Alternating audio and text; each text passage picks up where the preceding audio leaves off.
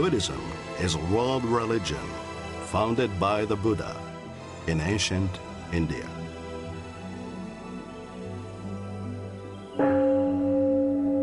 Buddhists seek wisdom, meaning, inner peace, and freedom from greed, hatred, and ignorance.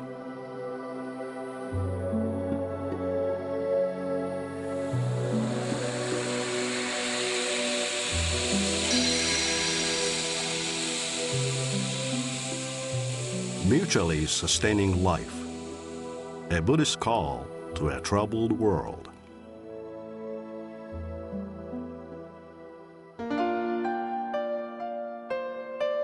Right mindfulness is applying one's thinking at all times with a clear mind, observing the body, the senses, the mind, and the elements, and overcoming greed and that which arises from it. Hi, we're glad you could join us. In our recent shows, we've been focusing on the Eightfold Noble Path, which constitutes the basic set of practices or self-imposed guidelines that help us to put into practice the principles that we have been discussing. In a previous show, we noted that there are three categories or dimensions to the Eightfold Noble Path, specifically wisdom, conduct, and meditation. We have already talked about the wisdom and conduct categories. So today, we shall focus on the meditation dimension. The meditation dimension refers to right effort, right mindfulness, and right concentration of the Eightfold Noble Path. Right effort is the focused, energetic will to foster positive and wholesome states of mind. The four ways of accomplishing this, as explained traditionally, are 1. To prevent negative and unwholesome states of mind from arising. 2. To prevent negative and unwholesome states of mind that have already arisen. 3. To produce positive and wholesome states of mind that have not yet arisen. And 4. To foster and bring to perfection the positive and wholesome states of mind that have already arisen. In my view, right mindfulness is the most useful and accessible practice for lay people living in today's society. Mindfulness practice calls for 4 so-called objects, which are 1. The activities of the body, 2. Sensations or feelings, 3. Activities of the mind, and 4. Objects of the mind such as ideas, thoughts, and conceptions. Mindfulness of the first, the activities of the body, is the most accessible to beginners among the 4. So today, I will concentrate on this and leave the other 3 for discussion at a later time. This mindfulness practice of the body can be further divided into 3 types. 1. Breathing. 2. Bodily activities. And 3. Elements of our body. I'll begin by explaining the mindfulness of breathing. I'm certainly not an expert on this form of meditation, but I did undergo some formal training years ago as a Theravada monk in Thailand. Plus, in preparing for today's show, I received some guidance from Gil Franzel, a well-respected teacher at Insight Meditation Center of Menlo Park in Northern California. Traditionally, you sit with your legs crossed on the floor, as you see here with this image of the Buddha. Your hands are placed naturally and comfortably on your lap, and your back is kept straight.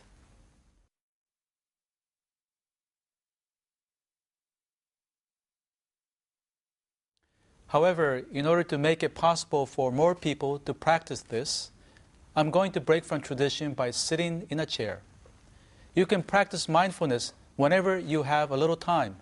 For example, while waiting for your plane at the airport, just before going to bed, or waiting in a car to pick up your children or grandchildren, but not while driving. Your head should be cast downward, generally about 45 degrees, As for your eyes, you can keep them half open or fully closed, whichever is more comfortable for you. You then breathe naturally through your nose, not your mouth. Breathing should also be very natural. Now, as for your thoughts, some people mistakenly think we should not think of anything or empty our minds. Instead, you should pay full attention to your breathing. This can be done in a number of ways. One way is to silently say in when you breathe in and out when you breathe out. Or the other method is to direct your attention to the spot under your nostrils to bring attention to the fact that it feels cool when you breathe in and it's warm when you breathe out. Or you can focus your attention toward the slight rise and fall of your abdomen. As you breathe in, your abdomen rises, at which time you can say silently to yourself, rising. And as you breathe out, your abdomen falls, at which time you can say, falling.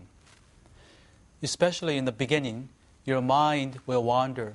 Various feelings and thoughts will crop up, making it extremely difficult to concentrate on your breathing.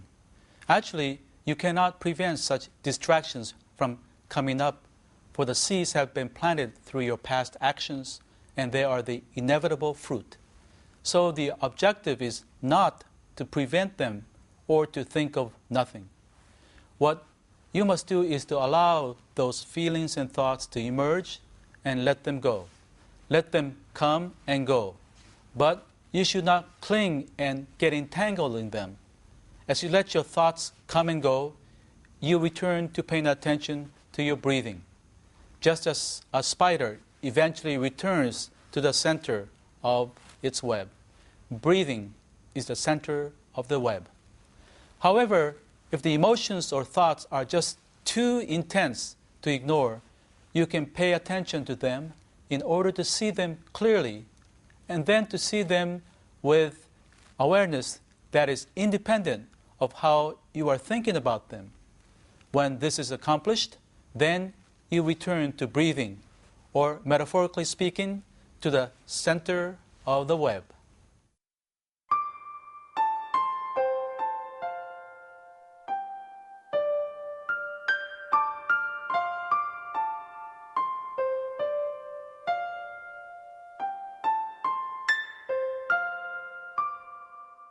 Well-known Vietnamese monk Thich Nhat Hanh says that many people hate their bodies, but breathing helps them to become more acquainted with their bodies. He knows a meditation teacher who begins her practice session by telling her students, "Let us be aware of our bodies. Breathing in, I know I'm standing here in my body. Breathing out, I smile to my body." She encourages us to make peace with our body. In any case, when you are practicing the mindfulness of breathing, you can do this for several minutes or for however long you wish. I have found that even a few minutes will leave you feeling a little more settled and physically refreshed. The second category of mindfulness of the body calls for us to pay full attention to our bodily activities, such as putting on our clothes, listening to others, and eating our meals. Let's take the example of listening to someone else talk. As we all know, listening with our undivided attention is not an easy task. However, with mindfulness practice, we can be trained to listen more fully and deeply. The same goes for eating. Often at times, we are not even aware of what we are eating because we may be eating while watching television, reading a magazine, or while being too absorbed in a conversation. If we are not aware of what we are eating, then we certainly would not be savoring the food. This very frequently leaves us feeling emotionally unfulfilled. However, this mindfulness helps to ease this unsatisfactory feeling while leading you to experience greater contentment. This sense of fulfillment cannot be explained logically. You simply need to practice and experience it. The Buddha taught that our body is comprised of the elements of earth, water, fire, and wind. First, we become mindful of the earth element in us, which refers to that which is solid. So there are earth elements within you as well as outside of you. When we realize that we are comprised of the same elements as those outside us, then we see that there is no real boundary between us and the rest of the universe. Next, we pay attention to the water element within us, which makes up over 75% of our body. When we do this, we realize that we are again deeply connected to the water that is outside of us, be it rain or water in the rivers and the oceans. The same is true for the heat element that is within us. Heat is found in the various bodily processes that manifest themselves in the warmth of our body, and this is intimately connected to the heat outside of us, which ultimately is based on the sun, which is some 93 million miles away. The fourth is the wind element. This exists as air within us, as wind outside of us, as previously discussed in connection with mindfulness of breathing.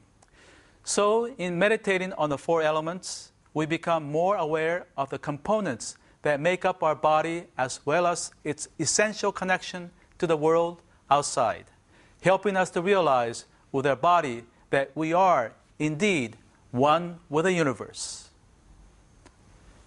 The last, or the eighth on the list of the Eightfold Noble Path is right concentration.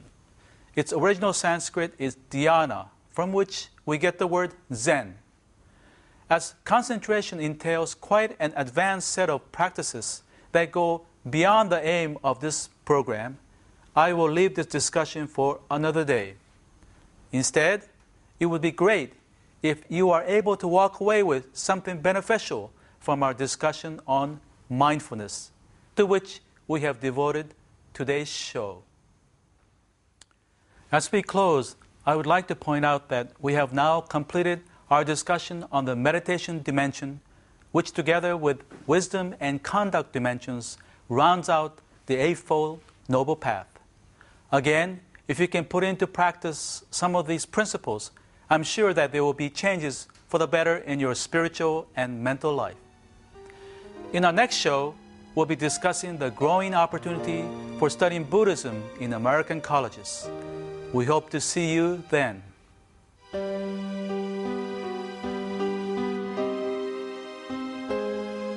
We at Bukkyo Dendo Kyokai pursue peace and happiness for people around the world. We have published the Buddhist teachings into 41 languages and donated our publication to hotels and other facilities in 55 countries. We would like to share the Buddhist teachings with people around the world. That's our mission. Visit our website for more information.